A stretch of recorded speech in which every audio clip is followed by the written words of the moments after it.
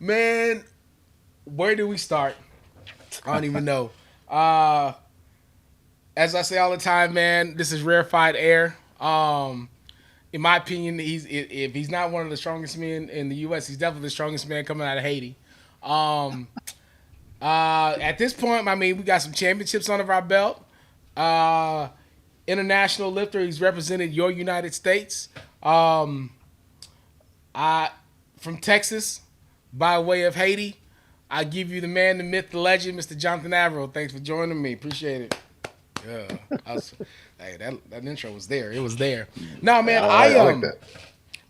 like I said, I've been wanting to get you on for quite some time, man. It's been nuts, man. I thought we were gonna be able to get it cracking during the during nationals, man. Man, it was everybody's ripping and running, man, and at the same time, just it was just that's a hard thing. I didn't know that my job as an athlete rep was gonna get in the way of a lot of stuff, but it is what it is. But now we got you in, we got you on, and I'm hoping this is one of many that we can do. Just honestly, kind of to track your progress, but at the same time, just so people can keep up with you, man. My biggest thing, dude, with you and with just the journey that I've been able to be on with you up to this point is just been your progress. Obviously as a as a husband and father, man, and as a lifter, but just you're just overall progress, dude. Like when we first started working together, man, I mean you were at least in my opinion, this is only on the outside looking in, man. I felt like you were you were a force to be reckoned with. That that one, you didn't really know me that well. I didn't know you that well, so I mean I felt like you were a little guarded. And then as I got to know you, man, you kind of opened up, man, and I got to see that you are one of the most genuine dudes that walks the planet, which is quite. It's a very stereotypical characteristic that I found with a lot of Haitian men that I've come in contact with. Honestly, man, I mean, and I don't even know if that's a good stereotype or bad. I don't even know if you want to call it a stereotype, but it's a characteristic that I've seen to run in over and over and over with any and every one of the Haitian people that I've ever run into. Like, I mean, once you guys are an ally, that's it. It's a wrap. And so I mean, I knew you were a good dude, man. But as I've gotten to know you, the longer I've gotten to know you, it's like no secret. You work really hard, but man, you're probably one of the most genuine 100% people that I've ever met. And you'll be hard pressed to find anybody, at least in our circle of friends, that would say anything other than that. I mean, you're a good dude. I guess my first question is culturally, is that a thing? Is that I mean, I'm coming out right out the gate in terms of just the Haitian culture. Is that kind of a thing, like the loyalty, the you know the ability just to become like an instant ally once you decide, like, that's my person, or what? Absolutely, absolutely. Like growing up, um, like especially as a kid, if you're kind of seen as that kid like with no manners or that's rude to people and stuff like that, people will look at you funny and not want to associate with you. Usually those kids in school that were like that didn't have any friends just because that's how it's just frowned upon in Haitian society. So it's like really important, to have good manners, look presentable, and all that stuff. So that's where I'd say it would come from. All right, so let's rewind. I'll say, I mean, so it's easy. You're helping me out a lot. We're gonna rewind the tape a little bit. We're gonna take it back to the beginning, man. So, um, you grew up in Haiti, correct? Correct. And Yep. then from Haiti, you went to I Miami, came straight Texas. straight to Well, Texas. the first time I'd moved to Miami during middle school, spent a Okay, few months there. Then we ended up going back because of some immigration issues. Stayed in Haiti until what 11th grade, and then the earthquake happened. So my mom was already living here with my stepdad, who was in the military. So moved in with them and been here ever since. so what was, I guess that's so growing up in Haiti, time when you go to Miami, what was that Miami life like? I mean, obviously you were in middle school, but I mean, Right. Um, Honestly, it was different. Like like to put things in perspective, like in Haiti, it's very like American culture is very like prevalent. The shows we watch, movies we see, fashion, all that. The music we listen to, it's very prevalent. And so going in, I thought I had an idea, but I really didn't. Because a lot of people, it's one thing to see it from afar, and then one another thing to actually live in it. But once I got there, it's definitely a culture shock. It's kind of weird. The Haitians in Miami didn't really mess with me because I was actually from Haiti. It was kind of a weird dynamic. A lot of Cubans, I wasn't used to seeing, we don't have any Cubans or anyone from that culture over in Haiti. It's completely different than what I was used to. So it took a little time to adjust, took a little time to like make friends and stuff like that, but eventually got over it. And then so you head back to Haiti. And you spend a few years back there, and then after the earthquake, which I definitely want to touch on that. Um, Mhm. you come to Texas. What is that like coming from Haiti to Texas? That's So different, different. I feel like everyone says this, but if they've never been, but coming in, I thought everyone was on, riding on horseback, dirt roads and saloons everywhere. Yeah. Couldn't have been farther from the truth. Um, funny fun fact, I actually adjusted to Texas way better than I did Miami, just because a lot of things reminded me of Haiti. It's very family oriented, at least in San Antonio. Um, not much to do, just kind of stick between family. It's very, religion's big here and stuff like that. So it was what I was used to back home. So it wasn't as big of a shock as Miami was. That's nuts. I'll say I'm gonna rewind it now. So again, I mean, and you said earlier that you got here the second time you came, because of the earthquake. So I mean, I don't want to bring up a lot of old stuff, but I mean, what was that like going through the earthquake? I mean, like, kind of walk us through that a little bit. Man, so Man. Haiti's not known to have earthquakes, right? So we had a small one a few years prior to that one. Not exactly sure how long, but it lasted maybe 5 seconds. And so hadn't had one after that until the big one. And it was just a normal day. Came home from school. It's funny now looking back at it, but I was on the toilet when it hit, right? So yeah, and so it started off, and it kind of sounds like, how do I even describe it? Like, um, it sounds kind of like a loud car crash to start off, right? And then, the shaking is there, but it's not very violent. So I'm thinking, oh, it's just another little earthquake, like it'll pass. And it just kept going, just kept getting stronger. And I'm just sitting there like in shock, like what is going on? Because you always tell yourself, oh, if I'm in this situation, like I'm gonna do this. But until you're in it, you really don't know. Like I froze. And so uh it passed on, and I didn't snap out of it till I heard my stepmom outside like calling for me. So, I cleaned up, put my clothes on, ran out, and from my backyard, I could hear. So there's like a big mountain, uh, I guess, in view of my house. Yeah. I could hear the people screaming from the mountain in my backyard. Dang. I'll never forget that. That's crazy. Well, Yeah, like you just yeah. ran like sought shelter, and that's nuts. I can't even. Well, well, not even right, because we never been to an earthquake, so we didn't know any better. So it passes on, and we're going back in the house, seeing if everything's all good. It was, thankfully, we were all fine. But we didn't know about aftershocks. So we're in the house. First aftershock hit. We're like, oh man, like there's more earthquakes coming. So we run back out, and sure enough, it was just after. We found out later on it was aftershocks. But yeah, it was pretty crazy. That's nuts. And then I mean, I like a lot of people that know about the earthquakes in Haiti at that time. I mean it ravaged this place. I mean, Right. economically, socially. So I mean, and so you were among a lot of people that around that time that, like, what, we gotta go, we gotta get out of here. Right. Now I always feel bad, dude. I mean, I think I've said it before. Like, I feel like Haiti's caught a raw deal, dude. I feel like Haiti catches a raw deal. And so I think that's part of the reason that I always think that, just culturally, if you ever meet any Haitians, especially Haitians from Haiti, that happened to come to the U.S. You guys have a quiet strength about you that, it's like a I don't it's weird. It's like a quiet strength about you because I mean, again, culturally you have been through so much up to this point.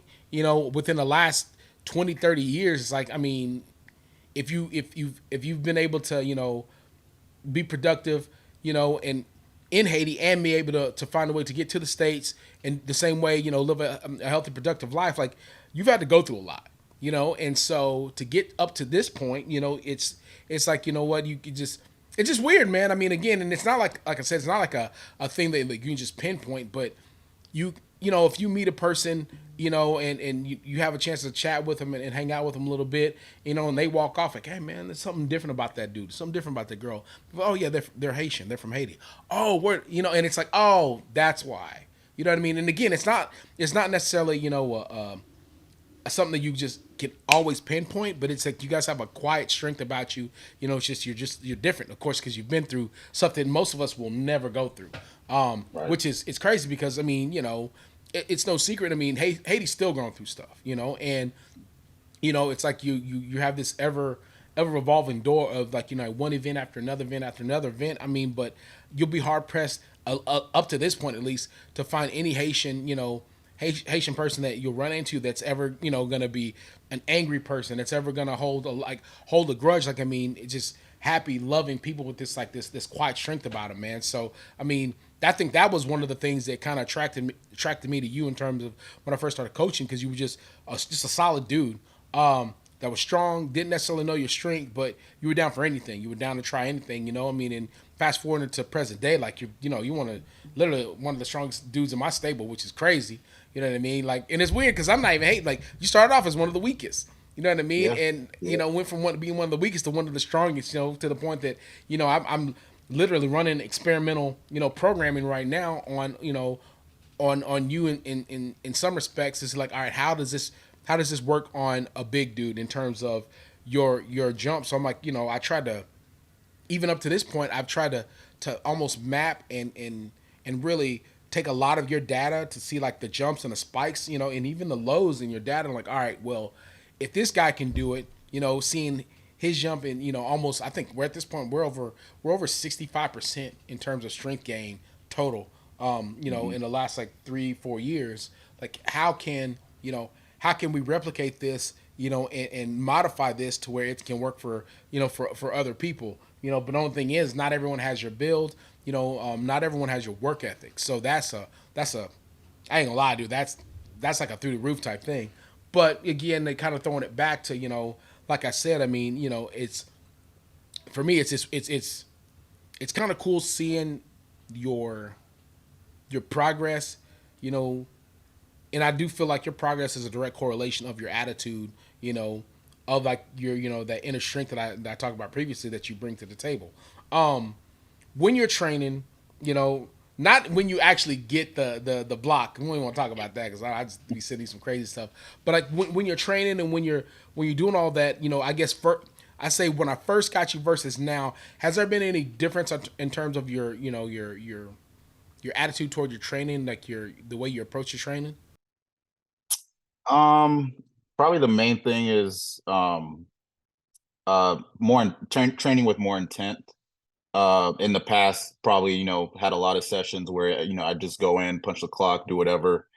Um, but now I'd say I train with a lot more intent, and actually, it's a lot because of you. And I don't even know if you realize this, but one of my check-ins a few months ago, you I don't know if you meant to, but I took it as you kind of calling me out. I had not done some stuff on the sheet, and you basically told me like, "Hey, man, you're not good enough to be skipping stuff." And so, ever since then, dude, I've been every single thing on the sheet gets done, unless it's like a dire situation, I can't get to it. But yeah, I'd say that was the main thing. No, I mean, And I didn't take it personal or nothing, no, I but I think needed to hear it. I think that's a thing that I think I try to at least I try to talk to you guys like I talk to myself. In terms of every what? Okay, you keep working. He's like, I'm working. Um, I try to, it's a lot of stuff that I tell you guys is a lot of the stuff that I tell myself, in that, I tell myself all the time, like, you know what? I mean, if you're trying to be a champion, champions don't skip. If you want to be a winner, winners don't skip. Unless you just absolutely can't do it. Sometimes time doesn't permit you to, but if you can, you do it. If you can't, you don't. And so, I think a lot of, at least with me as a coach, I think a lot of the little secrets that, I felt like that I had that kind of helped give me an edge. I don't feel like I gate kept them, but rather I never really used them with anybody else, because like a lot of times you don't know is is what I'm saying to to person X Y Z, is it going to affect him in some ways. So you sometimes you don't really notice when when you're coaching, if what you're saying is going to be effective for a person or if it's going to hold them back. But the one thing I do know is, if I don't say anything at all, if I don't say anything in the check-in, then I'm never going to know. So I think, and I know I remember the email. I definitely remember the email, and I don't think it was really meant for me to. It was meant to jab, but it definitely was one of those things where at this point we've already competed internationally. We've already got a taste of what it's like to compete against some of the best, and at the same time, we've given ourselves an opportunity, to put ourselves in that 1% of the 1% in terms of the best that's walking the planet. So, if what we've done has gotten us to this point, imagine if we push a little bit more. And so, for me, I mean, what kind of coaching might have been like, all right, cool, yeah, you know what? You don't feel like doing it, don't do it. Like, who does that? You know what I mean? So with you, at least from my perspective, I've seen the work that you put in up to this point, and I know that there was times that you could only get 1 and maybe 2 days training in. Period. I'm like, all right, well, it is what it is. I mean, when you had the first, when you had Caden, I I was remember. like, bro, is he even going to be able to train? You know what I mean? Right. But you found a way.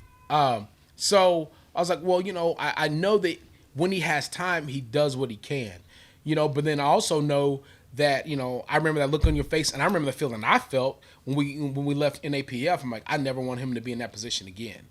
I want him to feel 100% prepared. I want him to feel 100% healthy, and I want him to feel like he can go against anybody at any given point in time, and he can pull it out if he needs to.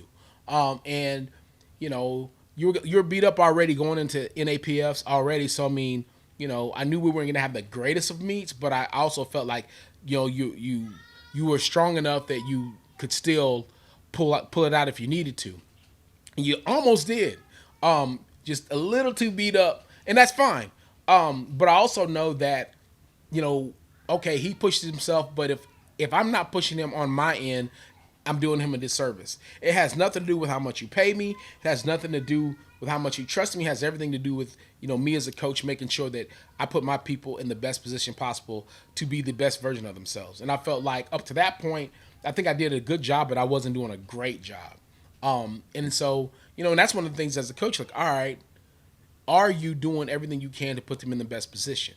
And I think I've graded myself. I graded myself with everybody, with all of y'all. And I think with you, I graded myself like an 85. I don't even know if I gave myself an 85. It may have been a 70. I don't know. But I felt like there was a lot of things I could have done, to put you in a better position. And one of those was like, I know that when you sit in a check-in, I just take your word. It's 100%. I mean, because you always do everything you can. But I also Right. know that there's times where I'm like, oh, it's Jonathan, so I know he's gonna get the work done. He's gonna get it in. So I mean, I'm not worried about that. But I'm like, all right, I'm the same way with my coach. But there's sometimes I'm like, hey man, like give me something. Like I know that you trust me, but give me something. You know, you know, are you doing everything you feel that you can to put me in the best position? And with my coach, I definitely feel the same way. So I'm like, does he feel that same way about me? So then I grade myself. I could do better with this, better with this. Okay. His check in was whatever.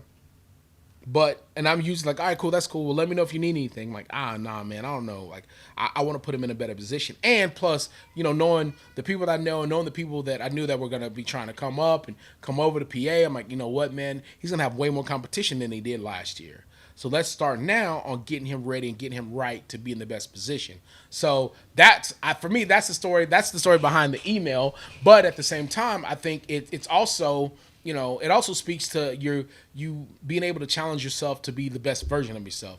Because a lot of people would have thought like, oh, he just wants me to do more, rather than, oh, he's calling me out, I got to do better. I think that's what really separates you from a lot of lifters. And I can say, because I've been on the end of receiving the clout and receiving the love. I don't think that you get the credit and the love that you deserve. Especially in nowadays powerlifting, because you're not a hey, look at me type lifter. You know what I mean? Like, you let your work speak Right. for itself, which, I mean, I like. I think that's a throwback style of operating. I mean, why get credit for something you haven't done? Why seek attention for something you're not able to do? But we live in a day and age now where everybody was like a look at me, but you've done nothing to be looked at about. I still have a hard time wrapping my brain around, like, how are you a champion of champions? You've been on the nationals team. You've represented the United States, and people don't know who you are. You don't get the tags in the pub that you should. So that's I guess that's kind of my next question, because I mean, I don't even, I'm not trying to rock the boat, but I mean, I feel like you're slept on. I mean, what's that? What does that feel like, being slept on? I know what it feels like for me personally, but what does it feel like for you being slept on? Oh, I love it. That's what gets me going. Personally, it doesn't take much already, but I love it. And really, coming in when I first started, I thought I wanted, all the attention, the reposts, the tags, a sponsorship maybe. But after I had kids, all that stuff just like didn't matter anymore. It doesn't. So as long as I can come home, my kids are smiling and happy to see me. That's all I care about, really. But I love being slept on. So keep doing it because it's only fueling me more. So Man, so damn, that's nuts. Cause I hate it. I hate it, bro. I hate it. I hate it. Not for me, but for you, I hate it. Cause I'm like, I think when you know how much work a person puts in, you know what I mean, and they don't seek any attention. They just like, this is what I do. This is what I'm bringing to the table. I'm grinding. That's it. I don't need I don't need a pat on the back. I don't need a repost. I just get me in the get me in the meat, get me in a platform, and let me do my thing. yep. I think it's fire, but I also get pissed because I'm like, I know the work that you put in. Yeah. But a point that you made was, being a father. You know what I mean? Being a father, being a husband, like, that's really, what, I don't know. Nothing else really matters after that. You know what I mean? Like, Right. talk to me about being a dad, bro. Like, I mean, it's crazy because now, it's at a point where when when you had your first, I was like, bro, I don't know if he's gonna be able to train, man. I mean, like, but I get it. You know what I mean? Like, I would want to train. I mean, you might just want to be able to get away and be able to get in the gym and get it in. Until I have mine, I'm like, yo, I don't feel like doing anything. I just want to be a dad. I just want to, you know what I mean? Like, come home and just, and just hang out. But then I don't even got an excuse because my gym is in my garage. I'm like, I got no excuse. Um, Talk to me about being a father, man. Like, how's that changed your life? How's it changed your training? How's it changed your perspective? Just on all of this lifting stuff. Man, it's changed my perspective on everything. Like I said, as soon as, Caden was born, it was like nothing else mattered but, this human being in front of me, Um, as far as training goes, credit goes to Rachel, my wife. I wouldn't be able to do this without her. She's the one. She was the one staying back with the kids when they were first born. I did take a few days off, but eventually made my way back. She knew I was going to end up back in the gym eventually, so Right. she was kind of like, "Hey, go do your thing. Like I got the kids." It also helped that both the kids were great. As soon as they were born, their sleeping schedules weren't crazy or anything. So that helped a lot. Oh yeah. After about the first week or two, they were pretty much on schedule. Like Ella came home from the hospital sleeping through the night already. Oh yeah. So that made things a lot easier. So what's up, bub? Yeah. Ella was an angel out the gate, though. You know what I mean? Like, little girls happen to be that way. Little boys, a little different. But yeah, I think the one of the cool things that my coach Ross had told me, because I was the opposite of you when it came to like the training. It was hard for me to accept that I wasn't going to be able to train, 2 and 3 hours like I was normally used to doing. It was hard for me to accept, you know, that you know that that I couldn't get in the championship form like I used to because I didn't have the time that I did. And Right. a thing that he told me, shout out to Ross Lepela for this. The thing that he told me that changed everything for me was literally you have to accept that your life is different now. You have to accept that there's going to be changes that you're going to have to roll with, and you have to accept that everything that you used to do that you're not going to be able to do before. But as soon as you accept it, it's gonna make everything that much better. All right, cool, whatever. And I ain't gonna lie, bro. I had a hard time.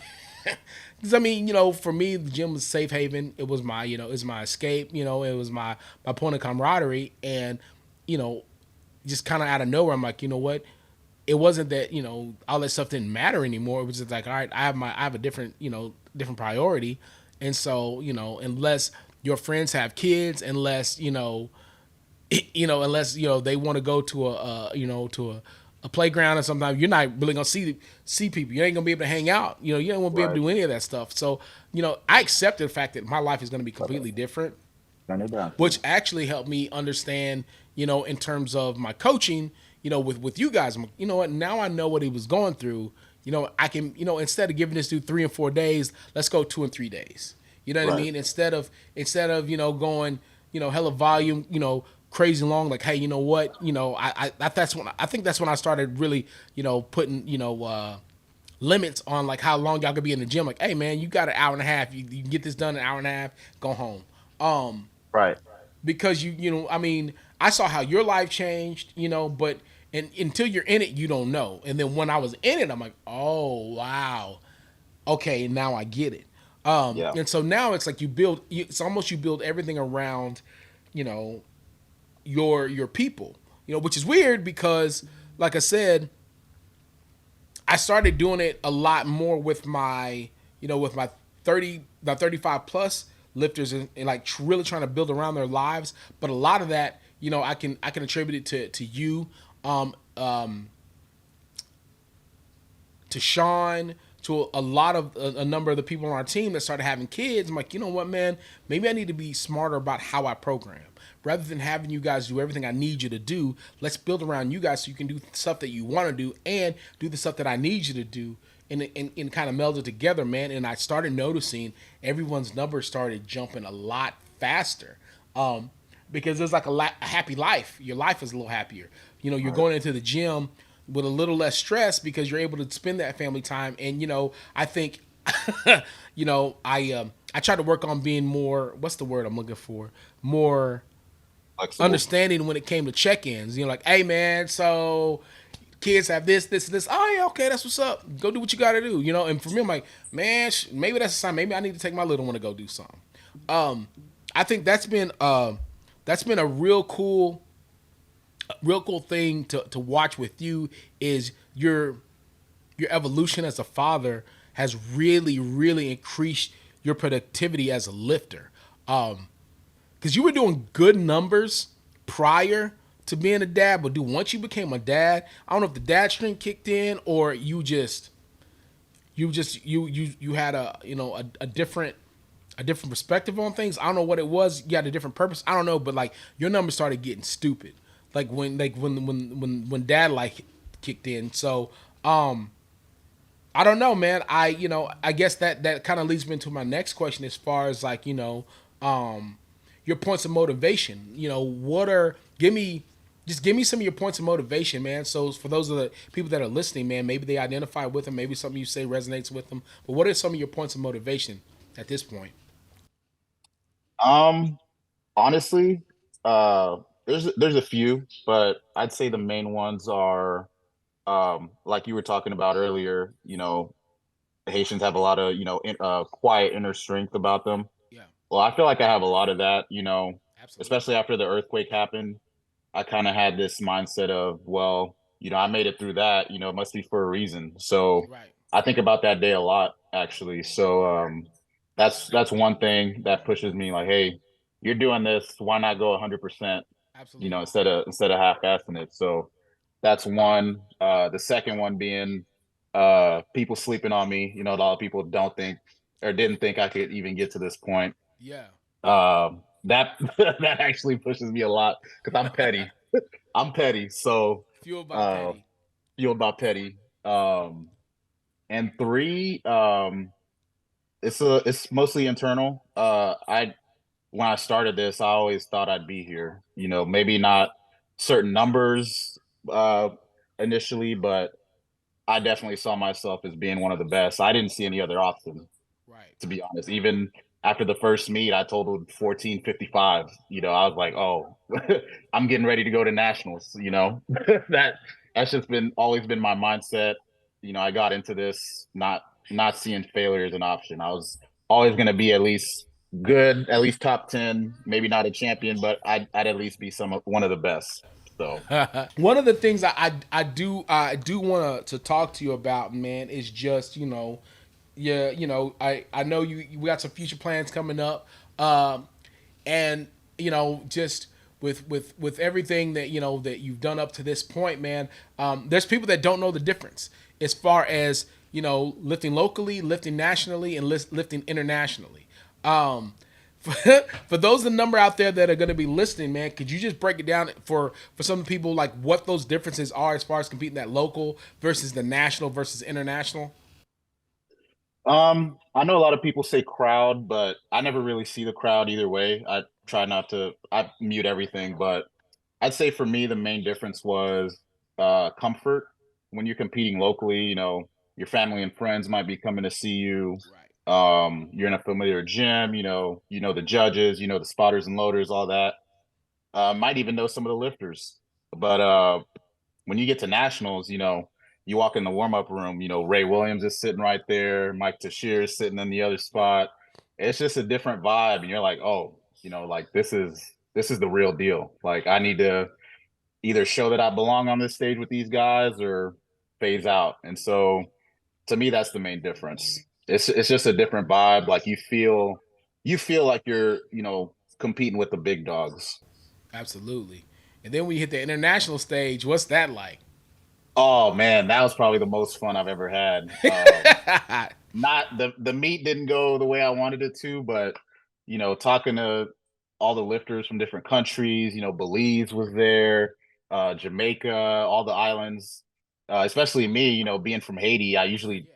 you know, being in Texas, I usually don't see anyone that, you know, is from that same area. So that was very cool.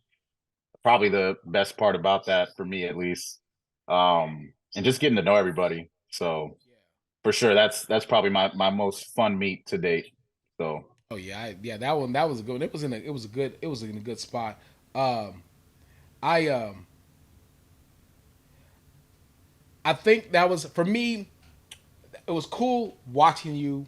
It's been cool watching you thrive, but I think that's kind of the cool part, man. To go from lifting in my garage, what I mean, barely able to put 600 on your back. You know what I mean? Like, dog, he's about to break. Nah, but he's strong. Nah, man. I don't know if he can do it. Nah, he could do it. He could do it. You know what I mean? To go from that to like, all right, let's load up 750 like it's nothing.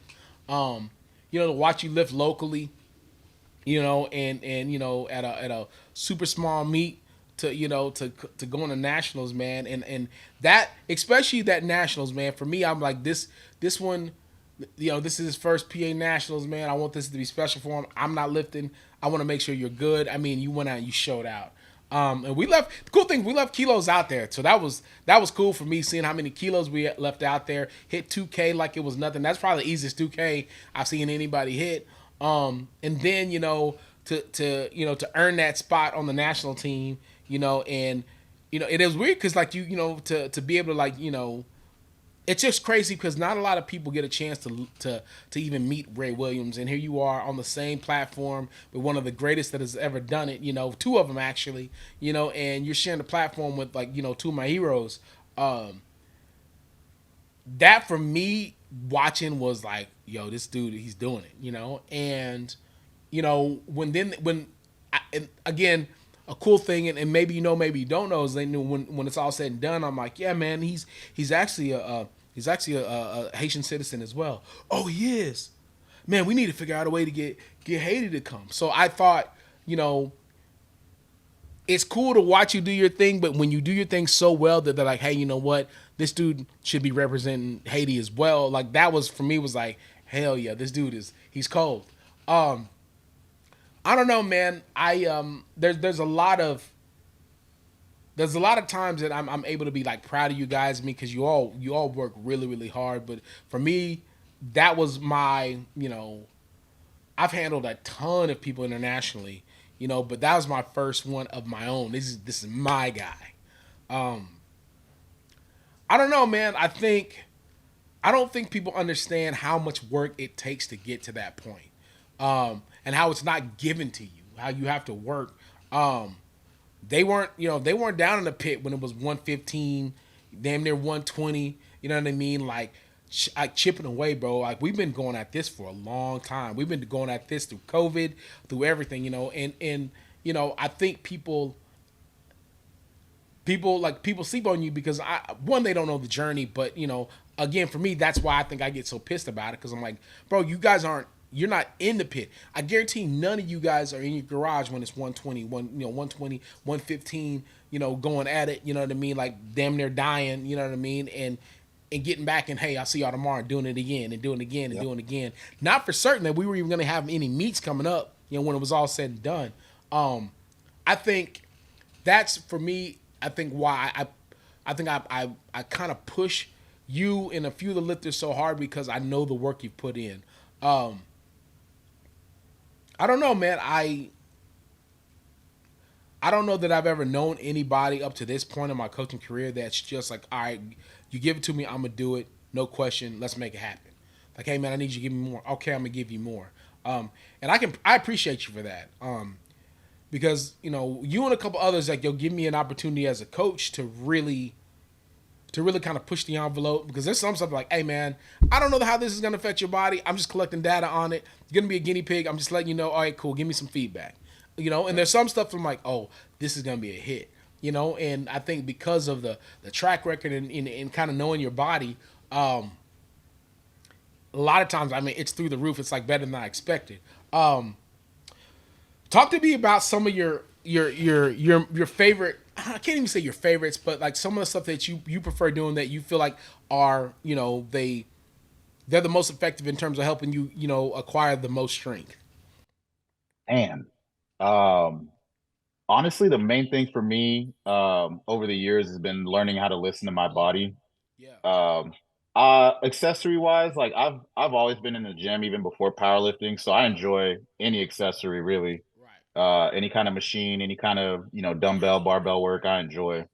But for me, mainly was starting to listen to my body more, learning when I can push, learning when to dial it back, not being a what do you call them ego lifter in the gym because Well, that's so that's I did used to be that guy at one point, shit. but We all were. What are you talking about? We all you were. know, right? So I kind of learned how to stray away from that, and then also eating better. I was uh, always going in, eating Pop Tarts before the gym and stuff like that. Yeah. Where now, I'm not gonna say I have the cleanest diet ever, but I'm eating more lean meats, more good carbs, fruits, vegetables, stuff like that. So, and that's really helped me. So, and then now walking. I go walking at least 30 to 45 minutes every day now. So, which I Man, wasn't I doing mean, before. if you get a So, bike, what I'm saying, just go yeah. and get a bike. I've been trying to Yeah. get this dude to get a bike for a minute, bro. I'm telling you, I'm going riding after this. But yeah, man, that's definitely been at least on on my end checking it out and watching you like you've definitely done a lot better. You got a meet coming up, and do you have any expectations for the meet? Anything that anything you're aiming for, or what? First one is I'd like to get that squat from nationals back. Hopefully, squat a little more than that. To depth this time. I know. Looking back at it, a few people were like, it's kind of borderline, but I got three reds, so three reds to me, I'm like, nah, it was Yeah. high. So I'd like to get that one back. Bench is on fire. I definitely think I'll bench a little more, either the same or a little more than I did at nationals. Deadlift, I got to get that 770 back. That's the one. Ooh, I gotta get Tried it that's a get twice. back. Tried it It was twice. Got it above the knees both times, and then couldn't lock it out. So that's the one I want. So maybe like yes. a I mean, 760 squat, 513 to 518 bench, and then 771, 777. Oh, that'd be nice. I mean, I feel like that'll. I mean, that puts us solely. That's a nice solid 2,000 plus. I mean, we just build off of that. That's coming up. Was like what, July 6th, right? It's the 6th. Yep, yep, yep. Yeah, you and Sean, y'all are both doing July 6th, man. That's gonna be Oh, man. Sean's doing that too. Nah, I don't know. I think He's Sean's doing a doing different one. one. I don't know which one he's doing though. He Oh, might be nice, doing the same one. I don't know. I'll have to ask him. Um, nice. I Hold on, baby. I'm gonna hit you. I'm gonna hit you with these I love you so too. I can get you out of here. The first one is going to be if you were stuck on an island, what are three things that you would take with you? Man, gosh, that's a good one. Hmm, a lighter or some All matches, I right, guess. I lighter, don't know. lighter. Okay, Uh, a little water container water container, and a gun, I guess, or a bow and arrow, since I can use that over and over. Bow and arrow to hunt bow and with. arrow, lighter. Ah, man, I would. Yeah, man. I didn't really think about that because I always think a gun too, and I'm like, wait a minute, but I'm only gonna have a limited amount of bullets. Exactly. Dang. Yeah, I actually like that. Man, that was actually smart. That was actually real smart. Those are good answers. All right, we're gonna take it to the next level. Number two, who would be on your Rushmore? It could be lifting, it could be live. It doesn't matter. Like who would be on your personal Rushmore? Man, powerlifting, Ray for sure. Uh, and little story about Ray too. I don't know if people even know this, but at NAPFs, he was having some really bad cramps, like full body cramps, and he had a line of people waiting to take pictures with him after the meet. And he stood up and took every single picture with those people. Like he could barely stand. Like I know when I put my hand on his back for our picture, he almost locked up and fell down, and still took the time to smile, took pictures with everybody. So just wanted to give a quick shout out to Ray. Other than that, Keiko for sure. You, um, Ashton. Who would be the last one? How many's on Mount Rushmore? Is it four or five? Four. Four. All right, so that's Yeah, four you then. got four. That'll round out my four. Yeah, Right out my four. What about your life's Rushmore? my life's Rushmore. My grandpa for sure. Uh, my mom. Um, well, one of my mentors at work, Dave Moen, who just retired, um, taught me everything I know. Wouldn't be here without him. Life Rushmore. That's four, right? No, that's three. I got three. Three. One You got one more. more. That's a good one. Uh, I'll say Barack Obama. Yeah, Barack Ooh. Obama. Is Listen, man. he influenced a lot of Barrio. my he influenced me to come work for the government. Let me so that's Boy, definitely hey, Barack. Yeah. Barrio gave me so much hope. You know what? Yes, Yeah. yes. Hey, boy, that was out the park. Normally I'm like, yeah, those are really good. I'm like, yo, that was. He said Barrio. I'm like, what? You almost gave me I had chills, to have man. yeah, yeah. Barrio has been. Here's crazy thing. I mean, it's weird, but I mean, even now, I mean, I've always loved politics.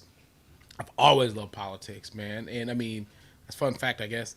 But man, I don't. I mean, I think that was a one point in time in life where I was obsessed with politics, and I didn't love it. I was obsessed with it. I mean, I knew every state of the union. I knew everything that was going on because I love Barack, and it wasn't just, it wasn't because Barack's black. I just loved his energy. You know what I mean? That It too. didn't Yep. hurt that he was black, but I mean, I loved his energy. I loved, the way he spoke. I think he was the greatest orator. I felt like he cared. You know what I mean? And he's a politician, like all politicians are, but he was the least political feeling politician that at least for president that that I'd ever really seen. I mean, it's crazy because I'm old because I've been around. I mean, I've seen Reagan up to Obama, and it was just of all the presidents that I had seen and encountered, I guess as a outside looking in, that dude he felt like the least political politician. Um, I don't know, man. That one hit home with me. I appreciate you putting that one in. That's fire. Yeah, Um, and being in Haiti, every time we saw any kind of news about the United States, it'd always be, all the political figures would be, yeah, white men. Nothing that not that there's anything wrong with that, but yeah. when Barack came on, it's like, oh, like Well, he looks like people like us. us can do this too. Yeah, exactly. Yeah. So yeah. All right. So I'm gonna get. I actually have two more for you. Um, and the last one I'll give you times. I'll tell you ahead of time. The last one is if you're stuck in an alley, gun to your head, can you perform 15 seconds of a song, whatever it is? You know what I mean? It could be whatever. Okay, so you Yeah, got that yeah. one in the back, so you already know. My question that I really want to I guess end with prior to going into that is about this the state of Haiti right now. I honestly I just want your perspective of really what you see all that's going on. How it makes you feel. I mean the floor is yours, man. Oh, it's just sad, really. I haven't been back in almost 8, 9 years now because of the situation. This just keeps getting worse, and um, we had a president who stayed a little longer. He stayed over his term, basically. Then he got assassinated, and that didn't help things, and things just kept spiraling down from there to pretty much now where gangs run the capital, basically. Um, the guy who filled in for the assassinated president he just resigned, and so now we don't even have a government. So the gangs are just there, basically running everything. Um, there's checkpoints on the streets. If you're trying to get somewhere, you have to pay to get through. It got to the point where my dad, if he was ever traveling, he stopped asking people to come pick him up at the airport. He just take like, I don't know if you ever seen the little motorcycle taxis like in the Philippines and stuff. We have a lot of those too. So he just hop on those and get a ride home because so that people wouldn't think he had a little money. So um my uncle actually, he was coming home late from work one night and he's coming up on a checkpoint. He was just like, you know what, I've had enough. So he sped through it and they shot at his car, like that's yeah. So um my dad, he moved to Florida a few months ago. He's trying to get his like immigration stuff done and everything. But it got to the point where my little sister who lived with him, she's 12. She was taking online classes, wasn't going to school. All her friends had left the country, so she had no social life, never went out. The stuff was so bad you couldn't go anywhere. Restaurants were closed. Any kind of business you could think of besides essential stuff was closed. And even then, supermarkets, they'd have like designated days where they'd go, get their groceries and then come back home, and that was it. And so, but when I was living there, it was completely far from that. Like, yeah, there was still some stuff, but I could still go out. I had a life, I had friends. Uh, I just had to be careful, but we still had freedoms somewhat. So, but now it's completely off the table. So, um, like one of my friends from high school, he actually just moved back with his older brother, who I think he's a doctor. He just went back to help, and they kidnapped him around Thanksgiving, and he only just got released, like last month or 2 months ago. They tortured, beat him, everything you can think of. And this is somebody that went back to help. So that just goes to show you where things are at. I mean, I'd heard that. I mean, at some point that the United States was supposed to get involved or something. I mean, I think it's like I think they've only sent. I mean, only, but I mean they've only sent like 100, around like 150 million in relief to Haiti. But I mean they're sending billions, to Ukraine and everybody else. I'm like, I don't that part I don't get. But I mean, Yeah. whatever. I'm like, whatever. It's just kind of I don't know. But you know, as far as you know, is there any kind of like light at the end of the tunnel, or it's just gonna be like that until? Um, I really don't know right now. At least I know they.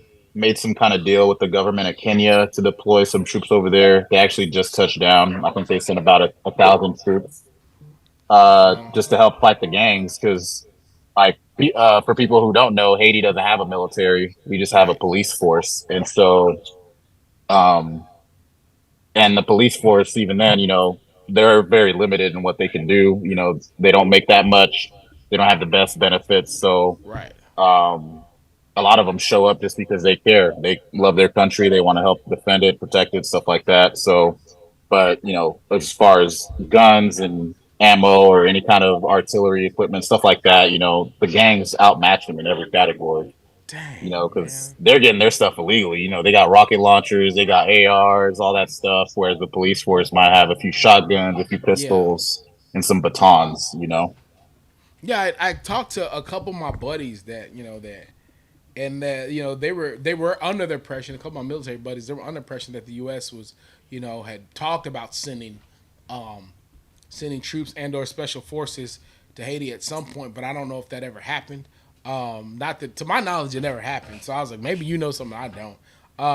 I do know there's a lot of mercenary groups that go, Yeah, kind of like hired. They get hired by whoever and they go help, yeah, but hired guns. uh, Yeah, no special forces or anything.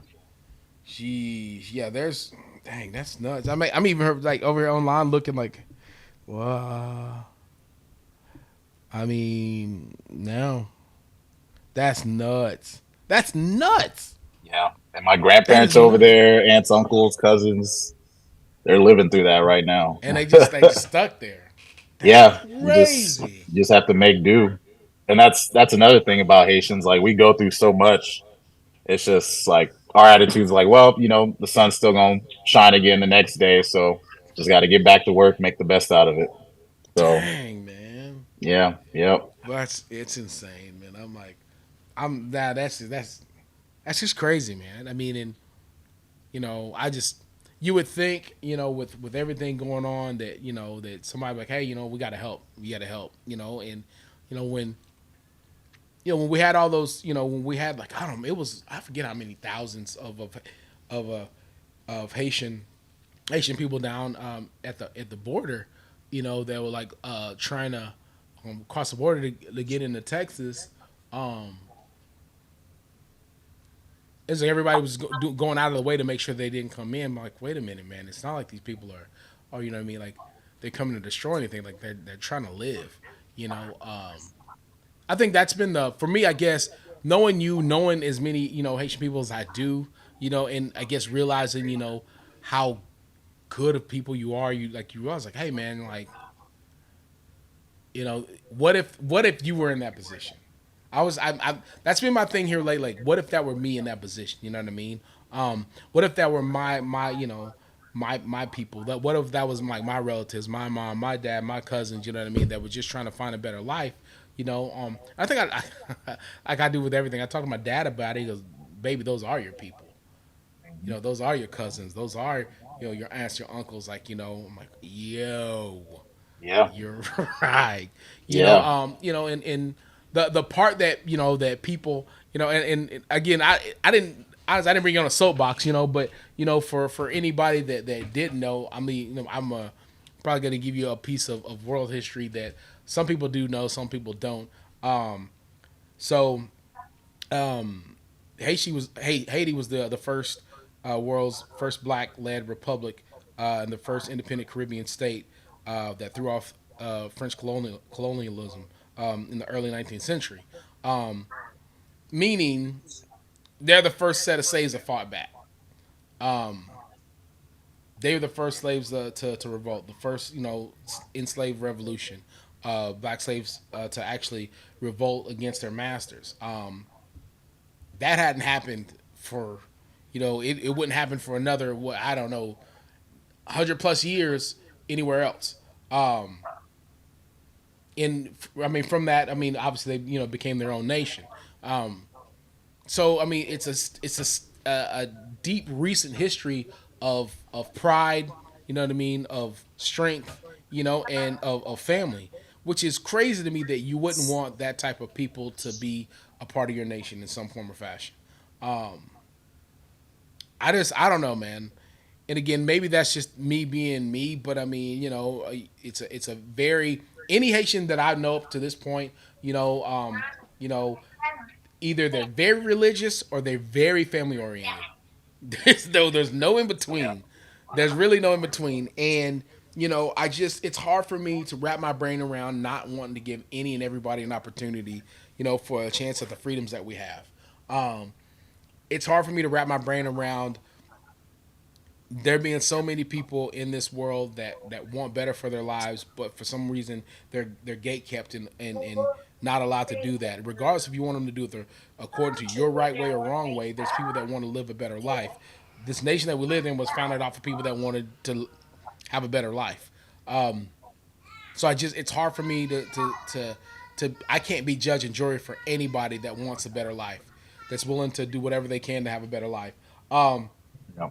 I don't know, dude. That's just I don't know. My brain spins when it comes to when I saw how many thousands of Haitians were down there at the borders. It's like I just want to.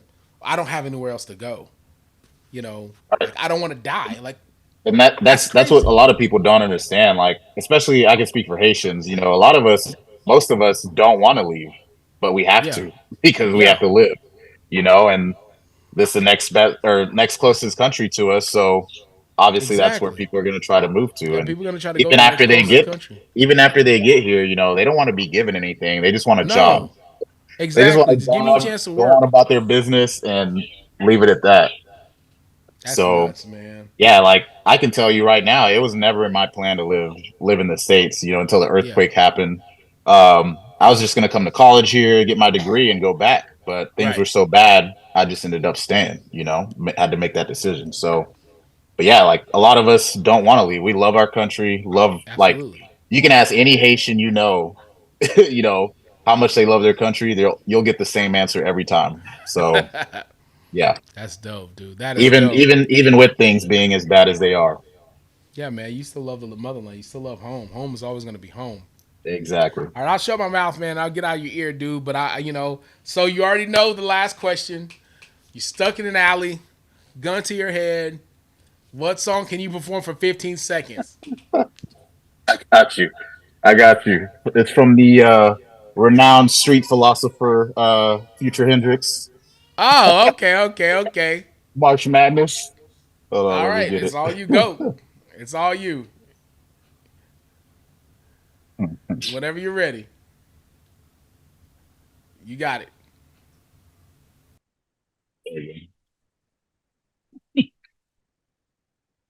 Dirty soda in the styrofoam. Spend the day, get my mind blown. Dress it up and go to Nassau. 200 miles on the dash. Got to roll a pound up with gas. Switching lanes in the Grand Rapids. We the ones that kept it cool with all these niggas till these niggas start acting. Shoot a nigga like a film in a movie, nigga gon' let them have it. We marching like a March Madness. All these top shoot niggas tragic. I'm the one that's living lavish, like I'm playing for the Mavericks. I didn't want to fuck the bitch that Molly made me fuck her, even though she average. That's it. Listen, That's no it. one's ever done Future. No one. No That's one's ever it. done Future. That's fire. Yo, you know what? If they don't cancel me then, they gonna cancel me now. Man, I appreciate you, Jonathan, bro. You know I love you, man. You and your family. I appreciate you more than you know. Um, for those that don't follow you, where can they find you? Just on Instagram at Avril Powerlifting, Avril like Avril Lavigne, and That's that's it. that's it. That's it. Love you too, man. Thanks for having me on. Appreciate you, man. Hey, I'll holler at you. We'll get this thing up. Shout out to Jonathan Avril for hopping on this thing. Shout out to the sponsors, Bear Performance Nutrition. You know what it is. Shout out to everybody watching. We'll be back soon.